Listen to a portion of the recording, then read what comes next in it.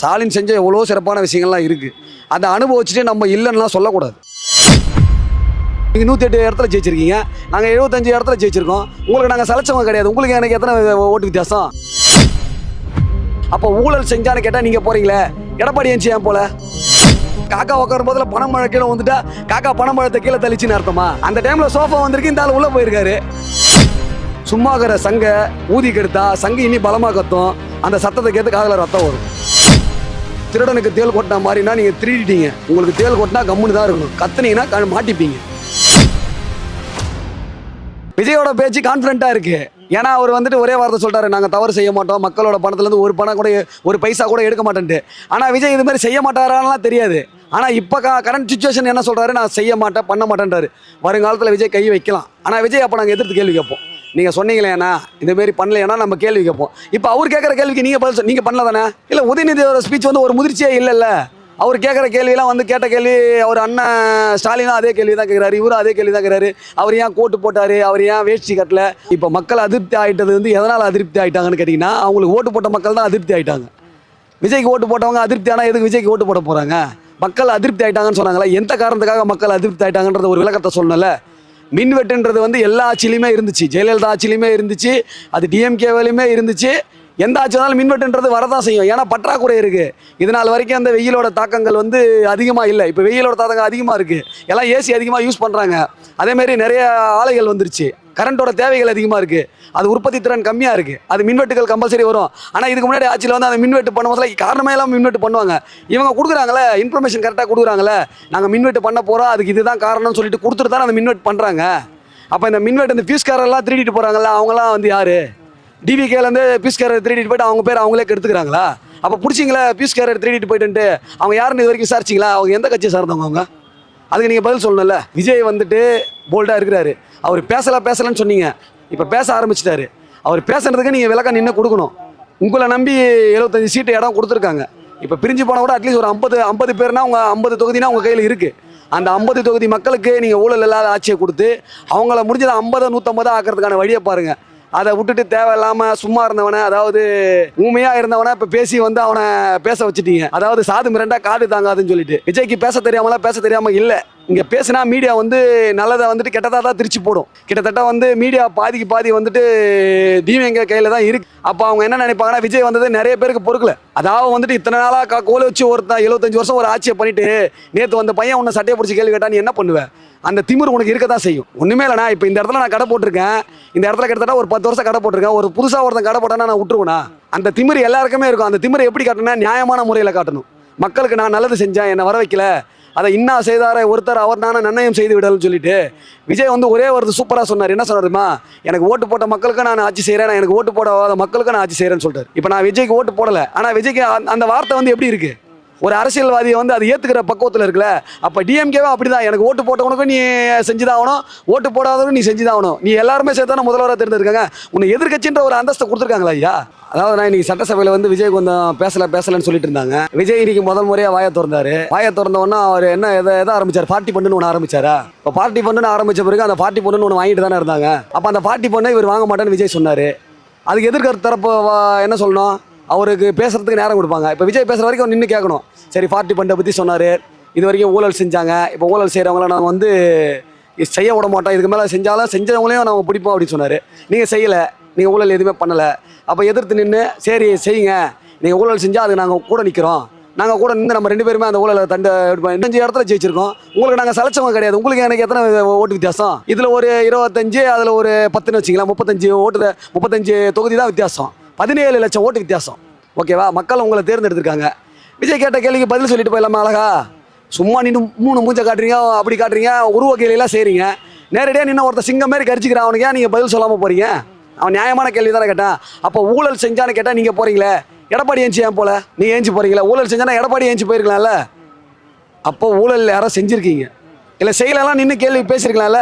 ஏங்க, ஒரு கருத்தை சொல்கிறதுக்கு 75 கால அரசு பண்ணியிருக்கீங்க. அட்லீஸ்ட் ஒரு 50 ஆண்டுகள்லாம் நீ பண்ணியிருப்பீங்க. ஒரு 5 வாட்டி 6 வாட்டி ஆட்சிக்கு வந்திருக்கீங்க. அப்போ உங்களுக்கு அதை நின்று பேசக்கூடிய திராணி இல்லைனா மக்கள் மறுபடியும் உங்களை எப்படி தேர்ந்தெடுக்கணும்னு நீங்கள் எதிர்பார்க்குறீங்க? ஒன்றும் தவறாக சொல்கிறேன்னா, வெளியே வந்து பேட்டி கொடுக்குறது பிரச்சனை கிடையாது. அதை உள்ளே நின்று சொல்லியிருந்தா மக்களுக்கு இன்னி கன்வே ஆயிருக்குல்ல. ஆக்சுவலாக இது நாள் வரைக்கும் மக்கள் வந்துட்டு IPL, பிக் பாஸ் அந்த மாரி லைவில் பார்த்துட்டு இருந்தவங்க. இப்போ நீங்களே தெரியும், கிட்டத்தட்ட இதுக்கு முன்னாடி நேரலைகள்லாம் போனாட்டி 3 வருஷம் வந்துட்டு அந்த நேரலையே வந்து தடைப்பட்டுருச்சு ராஜ்மோகன் சொன்னார். இப்போ நேரலைகள் மக்கள் பார்க்க ஆரம்பிச்சிட்டாங்க. நீங்கள் என்ன சொன்னாலும் மக்களுக்கு டைரெக்டாக கன்வே ஆகிடல. நீங்கள் வெளியே வந்து மீடியா கிட்ட ஏன் சொல்கிறீங்க? நேரலையில் பார்க்குறவங்களுக்குமே அது தெரியும்ல. நான் என்ன சொல்கிறேன்னா, சண்டை நடக்கிற இடத்துல நின்று சமாதானம் பண்ணாதான் ஊமேல தப்பா ஏமால தப்பான்னு தெரியும். சண்டை இங்கே போட்டுட்டு வெளியில் போயிட்டு நான் பேசிகிட்டு இருந்தால் அது யாருக்கு அது கன்வே ஆகும்? சண்டை நேருக்கு நேராக நடக்குது. நான் உன் மேலே ஒரு அலிகேஷன் வைக்கிறேன். அந்த அலிகேஷன் சரியா தப்பான்னு சொல்லிட்டு நீ இங்கேருந்து தான் நிரூபிக்கணும். நான் போலீஸ் ஸ்டேஷனில் போய் சொல்கிறேன், போலீஸ் ஸ்டேஷனில் போய் சொல்லுவியா? நடந்த இடத்துல இருந்தவங்க பார்வையாளர்கள், நடந்த இடத்துல இருக்கிற விட்னஸ், அவங்க தான் உன்னை வந்து நீ தப்பு செஞ்சா சரியாக பேசுனியான்றது தெரியும். ஆக மொத்தம் அந்த கேள்விக்கு உங்களுக்கு பதில் தெரியல. எதுவுமே வராத சீமான் ஜீரோவில் இருந்தார். அவரே தட்டி விட்டுட்டு நேற்று அணுலையை பற்றி பேசுகிறாரு.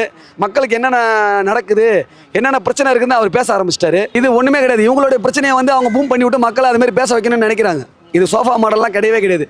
அப்போ சோஃபா கொடுத்தாருன்னா இப்போ வந்து யாருக்கு அது சோஃபா போச்சு? திருமாவளவனுக்கு சோஃபா போச்சு. அப்போ திருமாவளவன் யார் சோஃபாக்காக விலை போகிறவரா? அப்போ இத்தனை நாள் முன்னாடி நீங்கள் சோஃபா கொடுத்தா திருமாவளவன் வந்து கூட்டணியில் நீங்கள் சேர்த்துக்கிட்டீங்களா? அவர் என்ன மாதிரி ஒரு ஆளுமையான ஆள்? அவரை போய் சோஃபாக்கு வேலை போகிறவருன்னு சொல்லிட்டு சோஃபா அவர் உள்ளே போகிறதுக்கும் அந்த இடத்துல வந்துட்டு சோஃபா உள்ளே வர்றதுக்கும், அதாவது பனம்பழம் காக்கா உட்காரும் போதில் பனம்பழம் கீழே வந்துட்டா காக்கா பனம்பழத்தை கீழே தள்ளிச்சின்னு அர்த்தமா? அந்த டைமில் சோஃபா வந்திருக்கு, இந்த ஆள் உள்ளே போயிருக்காரு. அவருக்கு அதை பற்றி தெரியாதுங்க. மக்களோட மனநிலை என்னன்னு தெரிஞ்சிச்சுனாலே இவர் முதலமைச்சராக இருப்பார்ல. அவருக்கு தெரிஞ்சதெல்லாம் எதனாச்சும் ஒரு ப்ளேம் பண்ணணும். யாருன்னா ஒருத்தவங்க வந்து குறை சொல்லணும். குறை சொல்லியே வந்து இன்பம் காண்பவர்கள் சிலர். அதில் இவர், அதாவது நீங்கள் குறையா செஞ்சுதான் தம்பி நீங்கள் இதுமாரி பண்ணியிருக்கலாம், இன்னும் கொஞ்சம் அதை சிறப்பாக பண்ணியிருக்கலாம் அப்படி சொன்னால் நீங்கள் ஏற்றுப்பீங்களா? ஏய் என்னடா உன் மூஞ்சி அப்படி இருக்குது, உன் கண்ணு என்னடா எப்படி இருக்குது அப்படின்னு உங்களை வந்து உருவ கேள்வி செஞ்சால் நீங்கள் ஏற்றுப்பீங்களா? நீங்கள் சும்மா வந்து மக்கள் வந்துட்டு தெரியாமல் வந்துட்டு அதாவது புரிதல் இல்லாமல் ஓட்டு போட்டாங்கன்னா தயவுசெய்து சொல்லவே சொல்லாதீங்க. நீங்கள் 2 பேரும் வேணான்றதை மக்கள் எப்போயோ முடிவெடுத்துட்டாங்க. அதுக்கான களங்கள் அமையலை. எல்லாம் வரேன்னு பேக் அடிச்சாங்க. ரஜினி வரேன்னு சொல்லிட்டு அவர் பேக் அடிச்சிட்டாரு. சீமானு நின்று பேசி அவர் கருத்தை சொல்கிறன்ற பேரில் மக்களை கருத்தை சொல்லியே சாவடிச்சிட்டாரு, குழப்பிட்டாரு. அவர் கருத்து நல்லா இருக்கு, மக்கள்கிட்ட அதை எப்படி கொண்டு போய் சேர்க்கணுன்றதே கிடையாது. நான் சீமானுக்கு தான் ஓட்டு போட்டேன். நான் 10 புக்கை படிக்கிறத விட இதாக ஒரு திருக்குறள் வந்து அந்த புக்கை விளக்கத்தை சிறப்பாக சொல்லிடும். பல பேசி ஒன்றுமே கிடையாது. மக்கள் மனநிலையில் இதுதான் இருக்குதுன்னு தெரியுதா? மக்கள் வந்து சினிமா கவர்ச்சிக்கு தான் ஓட்டு போடுவாங்கன்னு தெரியுதா? சினிமாவில் பேசுகிற பஞ்சு டயலாக் மாதிரி பேசுகிற தம்பி படத்தில் நீ பேசுகிற பஞ்சு டயலாக் நல்லா இருந்துச்சு, எல்லாம் ரசித்தாங்க. நீ வந்துட்டு மக்களுக்கு என்ன தேவையோ அது செய். சும்மா வந்து நீ சொல்கிறது தான் மக்கள் கேட்கணும். எனக்கு ஓட்டு போடலன்னா நீ போ, நீ எனக்கு ஓட்டு போனால் நீ நல்லவன், எனக்கு ஓட்டு போடலாம் நான் கெட்டவெல்லாம் கிடையாது. உனக்கு ஓட்டு போட ரெடியாக தான் இருந்தாங்க. நீ அந்த ஓட்டு போடுறதுக்காக மக்களுக்கு நீங்கள் என்ன செஞ்சீங்க?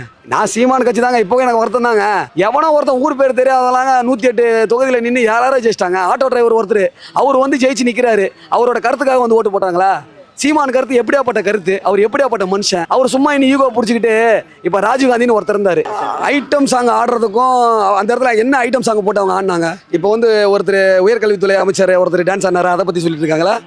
அது வந்து என்னன்னு கேட்டிங்கன்னா, ஆக்சுவலாக வந்து அதை ஆடனா அவர் வந்து தப்பானவரா? அப்போ சினிமா துறையில் வந்துட்டு உதயநிதி ஸ்டாலின் வந்து சுத்தமாக வந்து கந்தசஷ்டி கவசத்துக்கு டான்ஸ் ஆட்டு வந்தாரா? ஆலா கடை சாந்தின்னு ஒரு பாட்டுக்கு டான்ஸ் ஆனார். அது வந்து கந்தசஷ்டி கவசமா?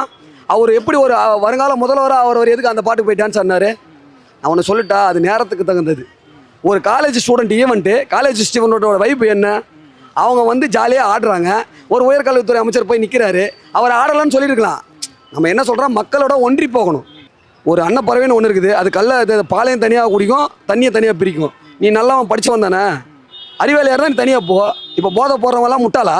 அப்போ போதை போடுற பணத்தை வச்சு நீ அரசியல் நடத்துகிற நீ முட்டாளா? பேசும்போதுல தாவைக்காவில் உங்களுக்கு டைம் கொடுக்குறாங்க. டைம் கொடுக்குறேன்னு சொல்லுங்கள், பதிலுக்கு டைம் கொடுக்குறாங்க. அவங்க பேச ஆரம்பித்தோன்னா ஏன் கொதிக்கிறீங்க? நீங்கள் ஏன் கொதிக்கிறீங்க? நான் என்ன தெரியுமா சொல்கிறேன், அதாவது திருடனுக்கு தேல் கொட்டினா மாதிரினா நீங்கள் திருடிட்டீங்க. உங்களுக்கு தேல் கொட்டினா கம்முன்னு தான் இருக்கணும், கத்துனீங்கன்னா மாட்டிப்பீங்க. ஓகேவா? இப்போ உங்களுக்கு திருடனுக்கு தேல் கொட்டின மாதிரி நீங்கள் இங்கெல்லாம் எங்கள் அப்பா குதிர்க்குள்ளன்னு சொல்லிட்டு வெளியே போயிட்டீங்க. உங்கள் மேலே ஒரு அலிகேஷன் வைக்கும் போதில் தவறு கிடையாதுல்ல? ஏங்க வெளிப்படையாக எல்லாமே பேட்டி கொடுத்துட்டு இருக்காங்க. இப்போ ஒரு கல்வித்துறைக்கு வந்து நம்ம பண்ணணும், ஒரு சர்டிஃபிகேட் வாங்கினா அதுக்கு 5 லட்சம் 25 லட்சம் கொடுத்துருக்கான்னு சொல்லிட்டு சிபிஎஸ்சிக்கு சொல்லியிருக்காங்க. பள்ளிக்கல்வி அந்த சைடில் சிபிஎஸ்சியில் தான் சொல்லியிருக்காங்க. ஒரு தனியார் பள்ளி வந்து உங்களுக்கு அந்த காசை கொடுக்குறான். அப்போ நீ எதுக்கு அந்த காசை வாங்கின? நீ வாங்க மாட்டேன் நான் சொன்ன அவன் மேலே நீ கேஸ் போடுவியா? பார்ட்டி ஃபண்டுன்னு ஒன்று இருக்குது. பார்ட்டி ஃபண்டு தான் அவர் ஆரம்பித்தார். இவர் ஸ்ட்ராங்காக சொன்னார், நாங்கள் பார்ட்டி ஃபண்டே வாங்கலை. பார்ட்டி ஃபண்டு கொடுத்தவங்களாம் அவனுக்கு வந்து பேட்டி கொடுக்குறாங்க. ஐயோ போன வாட்டி எங்களால் பண்ணவே முடியலைங்க, எங்களை இது நிர்பந்தப்படுத்தினாங்க, இவ்வளோ பண்ணாங்கன்னு சொல்கிறான்ல. அப்போ அவன் பாதிக்கப்பட்டிருக்கான்ல.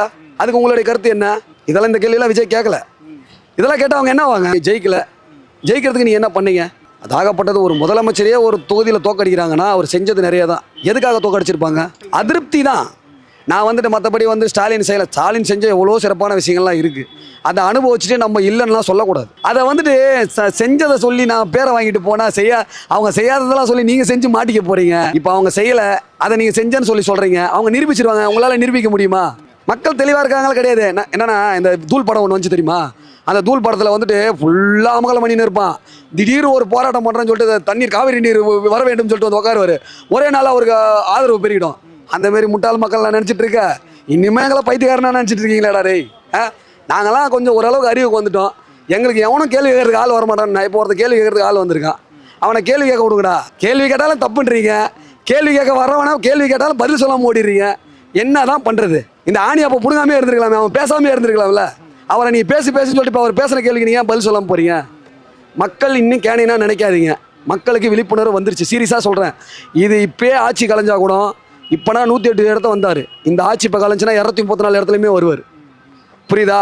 மறுபடியும் சொல்கிறேன், உங்களுடைய திறமையை நிரூபிக்கணும்னா மக்கள் இடத்துல போங்க. மக்கள் இடத்துல நீங்கள் செஞ்ச தப்பை ஒத்துக்குங்க. மக்களுக்கு இதுக்கப்புறம் தான் செய்யுங்க. தப்பு செய்யாத மனிதன் கிடையாது. அதை திருத்திக்கிறவன் மனுஷன், மன்னிக்கிறவன், அதாவது தப்பு செய்கிறவன் அதை மன்னிப்பு கேட்குறவன் மனுஷன், மன்னிக்கிறவன் பெரிய மனுஷன். ஓகேவா? மக்கள்கிட்ட போய் மன்னிப்பு மக்கள் பெரிய மனுஷனாக மாறிடுவாங்க. அதனால் வந்துட்டு மக்கள் மன்னிப்பாங்க. உங்கள் தவறை மன்னிச்சிருங்க. மக்கள்கிட்ட போய் நல்லதை சொல்லி மறுபடியும் நீங்கள் ஆட்சிக்கு வரதுக்கான வழியை பாருங்கள். அதை விட்டுட்டு சும்மாக்கிற சங்கை ஊதி கெடுத்தா சங்கு இனி பலமாக கத்தும். அந்த சத்தத்தை கேட்டு காதில் ரத்தம் வரும். ரைட்டாக முடிஞ்சு போச்சு.